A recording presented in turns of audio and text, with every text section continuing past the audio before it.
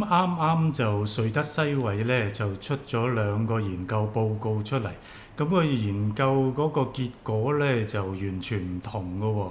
咁就一個研究咧就喺中國做，咁一個咧就喺美國做嘅。中國嗰個研究咧就話瑞德西韋冇乜用，喺呢個美國嘅研究咧，咁就話瑞德西韋係有用嘅，將會咧就大量生產添咁樣。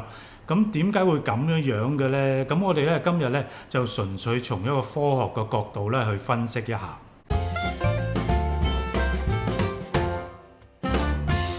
其實今次咧兩個測試咧都相當唔錯嘅，咁因為咧佢個設計咧都係我哋叫做 randomized placebo control trial。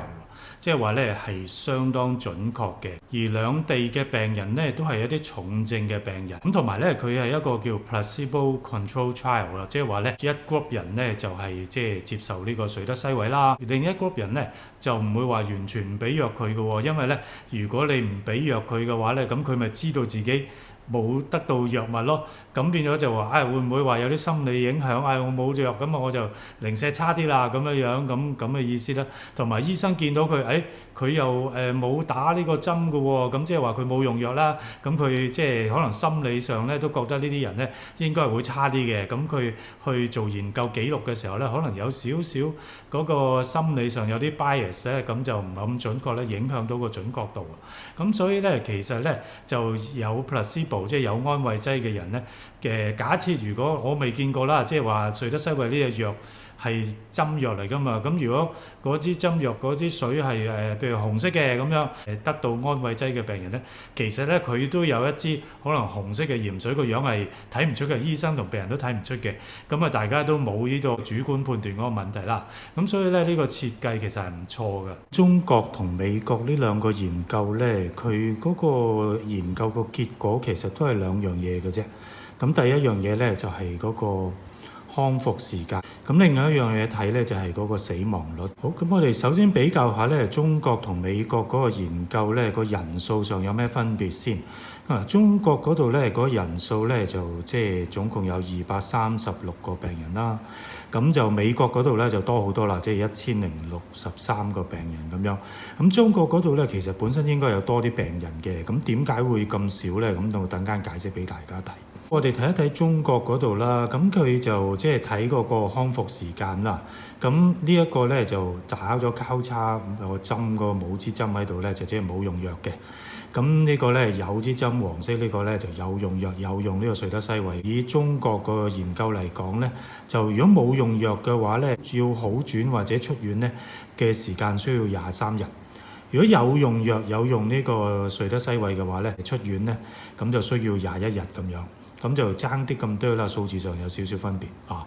咁死亡率嗰方面又點呢？咁如果冇用呢個藥嘅話呢，咁死亡率咧就大概13% 到。咁就如果有用呢個即係瑞德西韋嘅話呢，咁個死亡率仲高咗啲咁多喎，有14% 咁樣。跟住咧睇一睇美國嗰個數據啦。咁如果係美國嗰個數據嚟講咧，咁佢就如果有冇用藥嘅話咧，咁就佢需要復原啊，到出院嘅時間咧就大概15日左右啦。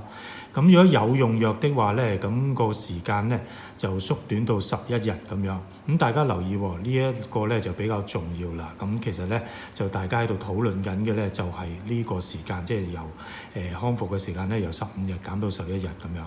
咁死亡率嗰方面咧就如果如果冇用藥嘅話，冇用瑞德西韋嘅話咧，咁個死亡率咧就11.6%。咁如果有用瑞德西韋咧，咁嗰個死亡率咧就到8%。咁呢度咧係有少少分別嘅。咁大家睇到咧就即係同一個顏色嘅數字咧，就係比較用藥同唔用藥嗰個效果啦。咁就好似數字上咧全部都有少少分別嘅。咁但係我可以講俾大家知咧，只有呢一個咧係應該真係有分別嘅咁樣樣，即係呢個咧比較可靠地講咧就應該係有分別嘅。咁其他呢啲咧爭少少嘅數字咧，其實就我哋可以講係冇分別嘅。咁或者咧我哋講翻咧就即係一個概念咧，我哋叫統計學上有分別啦。咁即係話咧，我哋唔係淨係睇個數字上有冇分別嘅。咁我哋咧其實咧有啲好複雜嘅數咧去計咧，咁就究竟睇一睇咧，究竟呢兩個數字有分別，呢兩個數字有分別，但係咪真係有意思嘅咧？定係即係只不過係偶然嘅咧？咁我哋有啲數計嘅。咁如果有數計咗出嚟嘅話咧，咁如果都係有分別咧，咁我哋叫做咧統計學上有分別。咁嘅意思咧就即係話應該咧真係有分別嘅，即係話嗰個藥咧係有效果嘅。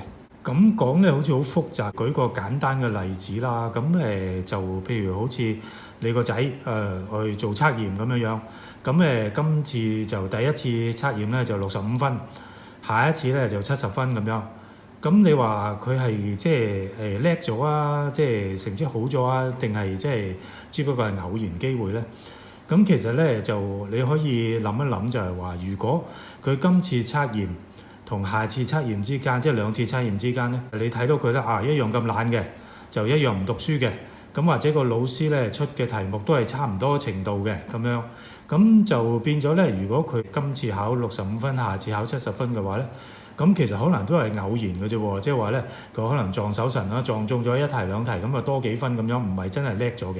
咁所以咧咁樣咧就為之統計上咧就係冇分別啊。咁咧如果咧你見到個仔咧就話好勤力喎，突然間勤力讀書，做多好多練習啊，咁而咧個老師咧出題目嗰度或者換咗個老師，咁就第二次測驗嘅題目咧難咗好多。咁如果有咁嘅情況底下咧，如果第一次65分，第二次就70分嘅話咧，應該咧佢真係進步咗嘅，咁就為之咧統計學上有分別，即係應該係有唔同嘅。咁大概咁嘅意思啦。咁所以咧，即係美國醫神Dr. Anthony Fauci 咧，咁佢咧其實就指出咧，就呢一個數字咧，即係藍色呢個數字，即係話復原嘅時間咧，由15日減到11日咧，呢一個咧係統計學上係有分別嘅，即係計咗一輪數咧，就應該係個藥嘅效果嚟嘅，就並不是偶然嘅。佢成日講話有30幾個%進步咧，其實就呢一度。咁就即係主要咧，就話呢隻藥咧，就瑞德西韋咧，就能夠將嗰個病嗰個康復時間咧，就似乎縮短一啲，縮短幾日嘅。咁雖然話佢係統計學上係有分別啦，咁係有一個藥效喺度，咁但係咧就同大家預計佢係一種神藥，藥到病除，好似武俠小説咁樣，一解藥一到咧即刻冇事咧，就似乎咧就有啲落差啦。咁當然咧，大家知啦，今日喺美國嗰個確診人數已經到100萬啦。咁當然只係有其中一部分人會入院啦，係重症。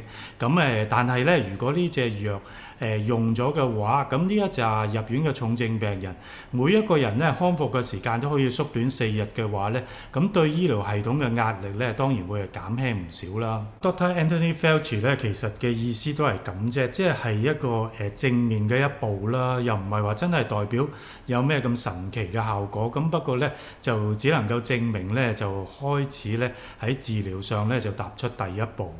好，講翻轉頭，點解中國嘅研究得咁少人呢？嗱，其實咧佢唔係想招咁少人嚟做嘅，佢原本咧就計劃咧就招咧就325個人咧，咁就令到嗰個測試咧準確度增加嘅。咁大家都知啦，即係話你即係如果人數越多嘅話咧，就嗰個準確度就會高啲啊。咁但係佢實際咧就招到去做呢個研究嘅人數得返236咁樣樣。咁個原因咧就因為即係中國嗰啲疫情咧慢慢就受控啦，咁佢再招啲病人去參加呢個測試已經好難啦。你唔可能話攞啲病毒去感染多啲人，咁跟住再招多啲人噶嘛，唔能夠咁樣噶嘛。咁所以咧就佢最終咧淨係得236個人嘅啫。咁就呢度咧就牽涉一個概念咧，就叫做 power 啦。即係話咧嗰個咁嘅研究咧，原本個設計咧就佢有325個人咧，佢嗰個 power 咧就有80%咁樣。咁 power 嘅意思咧就即係話一個測試咧能唔能夠準確咁就睇得出一隻藥咁食咗藥同唔食藥之間嗰個分別有冇喺度？咁即係話咧，如果真係有分別嘅話咧，如果佢 power 高嘅話咧，佢就能夠準確地指出呢個藥咧其實係有效果嘅咁樣。咁佢嗰個 power 咧，起碼咧就要80% 以上咧，就先至 OK 嘅。咁但係因為人數突然間少咗咁多咧，咁嗰個研究嘅 power 咧就即刻咧就跌到58% 啦。咁呢個就真係麻麻地啦。咁嘅意思係代表乜嘢咧？即係話咧，呢個研究嘅結果無論係點樣樣啊，佢嗰個結果咧就即係唔能夠盡信啊。即使個藥咧真係有藥效咧，咁但係個研究因為人數太少 ，power 太低咧，就唔能夠咧好準確咁樣指出呢樣嘢嘅。咁我咧就即係同大家睇一睇，即係中國方面嘅研究員對於佢哋自己嘅研究嘅評語係乜嘢嘢啦。咁佢咧喺嗰個 paper 後邊咧，佢就即係講出咧佢個研究嗰個缺點啊，嗰個限制係乜嘢嘢。咁我咧就將個原文咧嗰個字眼咧就 post 俾大家睇。咁其實簡單講嘅意思咧，就即係佢都指出咧，因為咧就即係疫情嘅改善，招唔到病人去做研究咧，咁令到佢嗰個研究嗰個 power 咧，能夠準確判斷藥物有冇效嘅能力咧，就大大減低咗啊！所以佢都覺得咧，佢嗰個研究咧，即使佢睇唔出有分別，但係佢自己都話咧，佢係冇辦法去排除咧呢隻藥係有效果嘅。咁佢嘅意思咧就即係話需要更加大規模嘅研究咧，就先至能夠睇得出咧呢隻藥咧係咪真係有效果或者冇效果嘅。其實某個程度上咧，美國呢個比較大規模嘅測試咧，就都係解答咗中國方面個研究嗰個問題嘅。總結嚟講咧，呢個藥咧似乎係有一啲效果嘅，咁但係咧就並不是大家即係所諗咁樣咁戲劇性啦。咁但係其實呢樣嘢我覺得絕對唔意外嘅。咁就睇翻以前我哋有嘅抗病毒藥，咁譬如話特敏福啊、醫流感啊嗰啲藥咁樣咧。咁好多時咧，佢都唔係話一食就藥到病除啊！好多時咧就係因為病毒已經入咗我哋嘅身體，開始感染啦，咁啊引起一啲破壞啦。咁我哋先開始用藥嘅話咧，咁好多時咧我哋只係能夠咧將個病咧就縮短一啲嘅時間，或者某個程度咧就減低一啲嘅併發症咁樣。咁當然咧，我哋亦都唔能夠排除咧，就其實好似特敏福咁樣啦。咁啊越早用咧就效果越好啊！瑞德西韋喺呢兩個研究裏面咧，都係喺一啲重症入咗院嘅病人身上用嘅。咁所以咧就即係其實病毒已經造成一定嘅破壞，先開始用藥咧。咁你諗都諗到個效果一定會差少少啦。如果咧就將來有一啲嘅研究咧，可以睇一睇早啲用藥喺啲輕症嘅病人身上已經用呢個瑞德西韋咧，亦都有機會咧嗰個療效咧就更加明顯嘅。但係咧，我必須講一句咧，其實咧，我哋需要疫苗。咁因為疫苗咧係喺個人病發之前咧已經預防咗，預防永遠都係勝過治療嘅。今日咧就講到呢度先。咁大家如果中意呢啲片嘅話咧，咁啊請你咧就 share 開去俾朋友，咁啊俾 like 啦、留言啦，同埋記住訂閱撳埋個鐘仔。咁如果大家咧想睇我其他比較生活上嘅分享咧，咁就歡迎咧你可以 click 入下低嗰個連結去入去我嘅 IG 嗰度再睇下其他片嘅。多謝大家收睇，下次再見，拜拜。